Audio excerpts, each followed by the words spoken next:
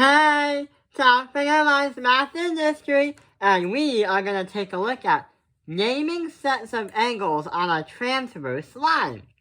So, to start off with the video, we're going to come up with a definition of parallel lines, because transverse lines are like parallel lines where they involve two lines that go together, but the transverse line is going to strike through them. However, it's not necessarily that. We'll explain later. So, parallel lines happen when there are two coplanar lines, coplanar lines that do not intersect. If you're in algebra, that means that these lines would never touch because they have the same slope. And the other thing is, they are side by side with one another. So they're never ever gonna touch. They're gonna keep going in a straight line continuously.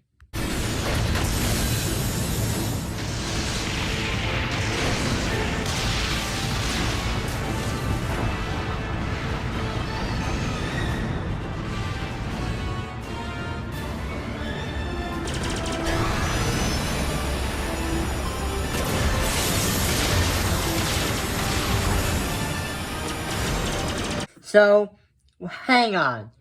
We understand what parallel lines are, and we also understand that these two lines are not going to touch.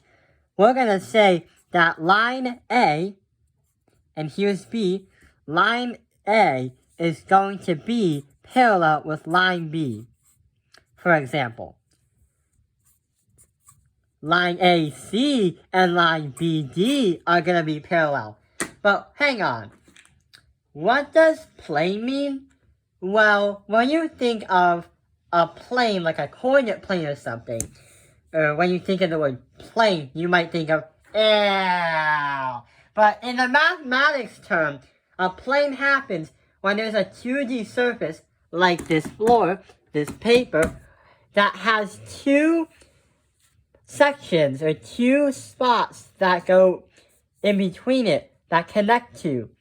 That means that two things could be on the same plane. Like these socks, for example, which I don't know why you're there, or these papers are on the same floor. So that is the basics of parallel lines and what planes are in mathematics.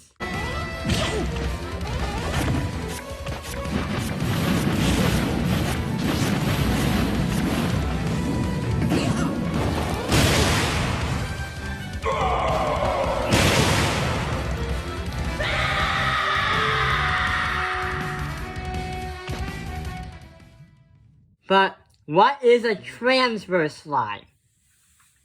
So this figure you saw earlier in the video, the transverse line happens when there's a line that crosses between two other lines.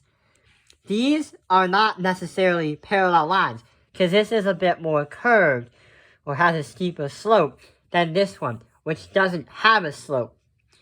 So these are not parallel lines, but we can say that this is a transverse line. TWA presents the difference between getting you where you're going and leading the way.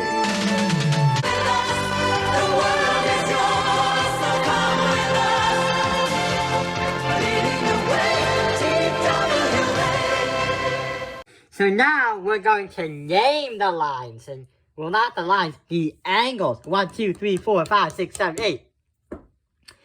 So what we're going to do is mark up two sets of angles and see when it happens and why it happens.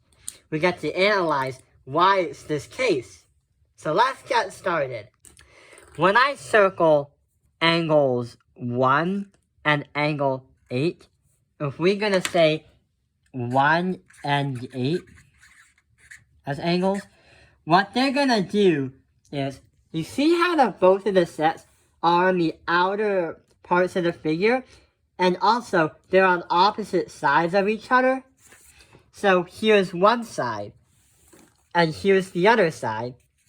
Here's the top side, and here's the bottom side. So what we're going to say with angles 1 and angle 8 is we're going to say that they're alternating exterior. The reason why is exteriors, because from that last video, it means the outside, and they're outside of the figures. The reason why it's alternating is because they're on opposite sides of each other. Here is one side, while here is the other side. So they're the opposite, and they're outside. We are also going to say that 2 and 7 are also alternating exteriors. So we're going to say angle 2 and angle 7. The same thing. But if we talked about alternating exterior angles, what happens if we try to do these kind of angles? If I circle or label angle 4 and angle 5, instead of alternating exterior angles, angle 4 and angle 5 is going to be alternating interior angles. So that is angles 4 and 5. So these are on the different sides again, but the reason why we say interior, because if you take a look at the entire diagram, 4 and 5 are inside of the figure. Like, picture this was an uneven ladder. Angles 4 and 5 would be inside the ladder. We can also say that angle 3 and angle 6 are part of the fun too. So angle 3 and angle 6.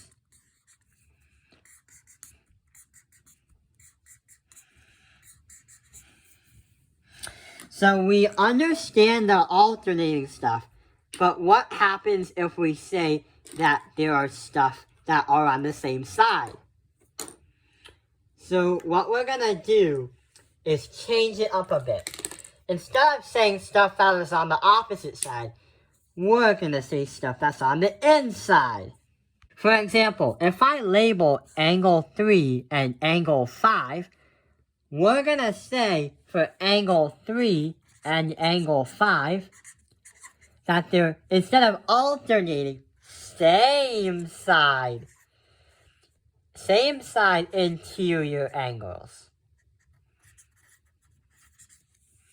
So instead of being on the opposite, they're in the same side of the line.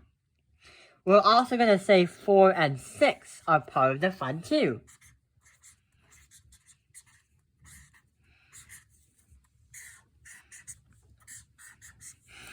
So that is the same side interior angles. Let's turn to another page. So instead of doing same side interior angles, we're going to do same side exterior angles. So going back on the outside part of the diagram, what we're going to do is say angles 1 and angle 7 is going to be same side exterior angles. So angle 1 and angle 7.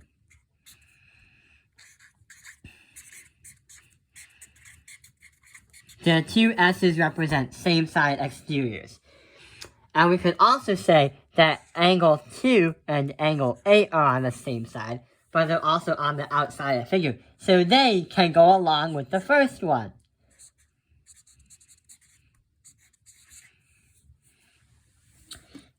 So we have covered most of the things that we need to understand that include the words alternating, exterior, and same side. But there are at least 8 more short sets of things that we can look at. Instead of saying those words, we're going to use the word corresponding. And it means that these kinds of angles, or set of angles, are going to be facing in the right direction. So what we're going to do is change the color again. And corresponding happens when they are facing in the right direction. Both of them. For example, angle 3 and angle 7, for example.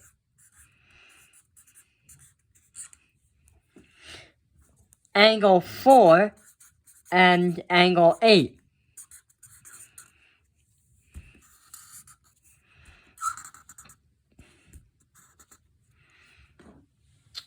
Angle 1 and angle 5. So you kind of see the whole idea of the pattern with this. Angles 2 and 6. So 2 and 6. There are other ones called vertical angles, and these are easy to identify. They are angles that are the opposite of each other. So this angle is going to be vertical with that angle. So we're going to say 2 and 3, 1 and 4, 5 and 8, 6 and 7. And look what we have. Colorful angles of the rainbow. And not only that, we have 2 sets of them. So we said 1, 4, 2, 3, 5, 8, and 7, and 6. These are vertical angles. And if these lines, or so-called lines, or planes, are congruent, then vertical angles are going to help you understand that these angles are congruent, and these parallel lines are congruent, but at the same time. So, that explains the video of how you name the sets of angles on a transverse line. I hope this video has helped you understand naming sets of angles on a transverse line. Thank you for watching Topping Your Life's Math Industry. Like and subscribe.